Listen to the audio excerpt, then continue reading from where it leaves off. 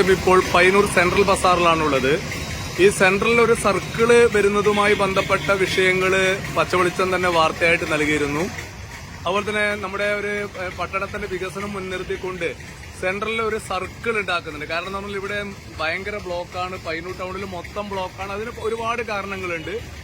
അതിനൊരു വലിയ രീതിയിലുള്ള ഒരു പരിഹാരം എന്നുള്ള രീതിയിലാണ് ഈ സെൻട്രൽ സർക്കിളും അതുപോലെ തന്നെ റോഡിന്റെ വികസനവും കാണുന്നത്. അതുമായി ബന്ധപ്പെട്ടിട്ട് ഇന്ന് അത്തരം കാര്യങ്ങൾ അളക്കുന്നതിന് വേണ്ടിയിട്ട് ഇവിടെ ഒരു ടീം എത്തിയിരുന്നു. ആ ടീം എത്തിയ സമയത്ത് ഇവിടെയുള്ള ആളുകൾ നമ്മൾക്ക് ഒരു അറിയിപ്പുമില്ല എന്ന് പറഞ്ഞുകൊണ്ട് അതിനൊക്കെ തടയാൻ വേണ്ടി തയ്യാറായിട്ടുണ്ട്. ചേംബറിന്റെ ഉത്തരവാദിത്തപ്പെട്ട VP സുമിത്രൻ ഇവിടെ എത്തിയിട്ടുണ്ട്. വർക്കിംഗ് പ്രസിഡന്റാണ്. ബന്ധപ്പെട്ടവരുമായിട്ട് സംസാരിക്കുന്നുണ്ട്. എന്താണ് അത്തരം കാര്യങ്ങൾ എന്ന് നമ്മൾക്ക് ചോദിച്ച് മനസ്സിലാക്കാം.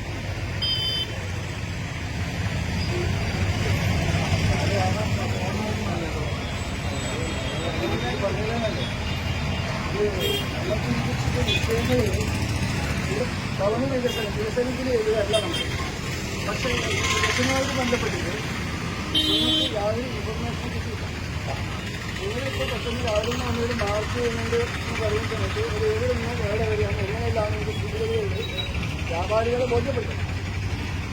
നിങ്ങൾ ഏതോ പ്രൈവറ്റ് കമ്പനിയുടെ അല്ലേ KRFTയുടെ ആളാണ്. പക്ഷെ നിങ്ങളെ സംബന്ധിച്ചിടത്തോളം വ്യാപാരികൾക്ക് കുറേ കാലമായിട്ട് ഇങ്ങനൊരു വികസനം ഇവിടെ നടക്കുന്നുണ്ട്. നിങ്ങൾ വികസനത്തിൽ നമ്മൾ എതിരുമല്ല. പക്ഷെ ഏത് തരത്തിലുള്ള വികസനമാണ് നിങ്ങൾ കൊണ്ടുവരുന്നത്, ഏത് ഭാഗത്ത് എങ്ങനെയാണ് ചെയ്യുന്നത്? ഈ സാധാരണക്കാരായ വ്യാപാരികൾ മുഴുവൻ ആളുകളും ഇതിലിരിക്കുന്നത് കുടിയാന്മാരാണ്. ഈ കുടിയാന്മാർക്ക് എട്ട് കിട്ടും, അല്ലെങ്കിൽ ചെന്നിമാർക്ക് മാത്രമാണോ കിട്ടുന്നതിൻ്റെ കാര്യങ്ങൾ കൃത്യമായിട്ടും അറിയാം. നമ്മൾ വ്യാപാരികളെ ഉൾക്കൊള്ളിയാണ്. നമ്മളിത് വൈകുന്നേരം ഓൾറെഡി മീറ്റിംഗ് വിളിച്ചിട്ടുണ്ട്. ഇത് അറിഞ്ഞിട്ടല്ല വിളിച്ചത്.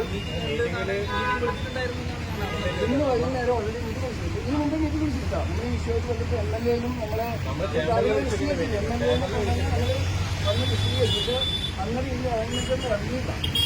എവിടെയാണ് എന്നാൽ ഇതുപോലെ വന്നത് നമ്മുടെ കയ്യിൽ ഇപ്പോൾ ഗൂഗിൾ മാപ്പിന്റെ ഒരു സംഭവമാണ്. ഇത് നോക്കിയിട്ട് ഇവരുള്ള നമുക്ക് ഏകദേശം ഒരു ലെങ്ത് പറഞ്ഞു തരാൻ പറ്റും. ഇത്ര വരെ ഇവിടുന്ന് എത്ര അങ്ങോട്ട് പോകുന്നത് എന്നുള്ള നമുക്ക് പറഞ്ഞു തരാൻ പറ്റില്ല. അതുകൊണ്ടാണ് മാർക്ക് ചെയ്യുന്നത്. മെയിൻ മാർക്ക് ചെയ്യാം. ഇത് നിങ്ങൾക്ക് മനസ്സിലാവുമോ? മാർക്ക് ചെയ്താൽ ഇതിന്റെ സെക്കൻഡ് പ്രൊസീജിയർ എപ്പോൾ തുടങ്ങും? മാർക്ക് ചെയ്ത് കഴിഞ്ഞാൽ നമ്മളോട് കണ്ടിന്യൂസ് ചെയ്യാനാണ് പറഞ്ഞത്. അതായത് മാർക്ക് ചെയ്ത് കഴിഞ്ഞിട്ട് അതിനുശേഷം അവിടെ കല്ലിടാനാണ് പറഞ്ഞിട്ടുള്ളത്. പക്ഷെ മാർക്ക് ചെയ്ത് കഴിഞ്ഞ് കഴിഞ്ഞാൽ നിങ്ങൾക്കും ഐഡിയ കിട്ടും, നമുക്ക് ഐഡിയ കിട്ടും എത്ര പോകുന്നുണ്ട്. അതിനനുസരിച്ച് നിങ്ങൾക്ക് എന്താണ് നിങ്ങൾക്കിപ്പോൾ നമുക്ക് ശരിക്കും മാർക്ക് ചെയ്യാം. കല്ലിടൽ വെച്ച് ഇവിടെ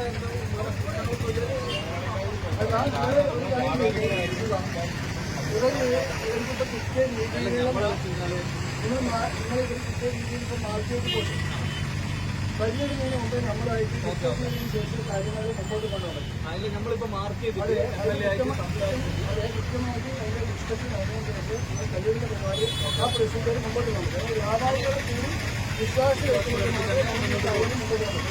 എല്ലാവരും ചോദിക്കും നേടാൻ തന്നെ പോകുന്നു.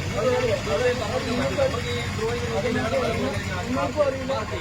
മാർക്ക് ചെയ്ത് കഴിഞ്ഞാൽ ഓരോരുത്തരും നമ്മളെ സംബന്ധിച്ചിടത്തോളം നമ്മൾ വിളിച്ച യോഗത്തിൽ MLA ഇതിനെക്കുറിച്ചിട്ട് ഏതാണ് എത്ര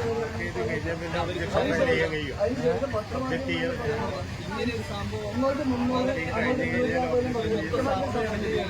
ഇതുപോലെ ഒരു ചേർന്നാണ്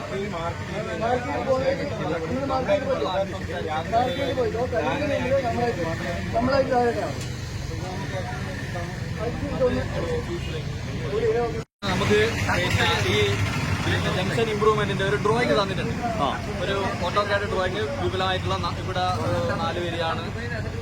ഏകദേശം അര കിലോമീറ്ററോളം 2 ഭാഗത്തേക്ക് ഈ ജംഗ്ഷന്റെ 2 ഭാഗത്തേക്കും പിന്നെ അതുപോലെ തന്നെ ഈ സൈഡ് റോഡിലേക്ക് ഏകദേശം 100 മീറ്റർ വെച്ചിട്ട് ആണ് ഇതിൽ ഡ്രോയിങ്ങിലുള്ളത്. അപ്പൊ ഈ ഡ്രോയിങ് പ്രകാരം എത്ര സ്ഥലം ഏറ്റെടുക്കേണ്ടി വരും എന്നുള്ളത് നമ്മളിപ്പോ തൽക്കാലം പെയിന്റും ആണിയും വെച്ച് മാർക്ക് ചെയ്തതിന് ശേഷം പിന്നെ ആ പോയിന്റിലാണ് നമുക്ക് അത്രയും ഭാഗമാണ് നമുക്ക് അക്വയർ ചെയ്യേണ്ടത്. ആ ഭാഗത്ത് നമ്മൾ കല്ലിടും.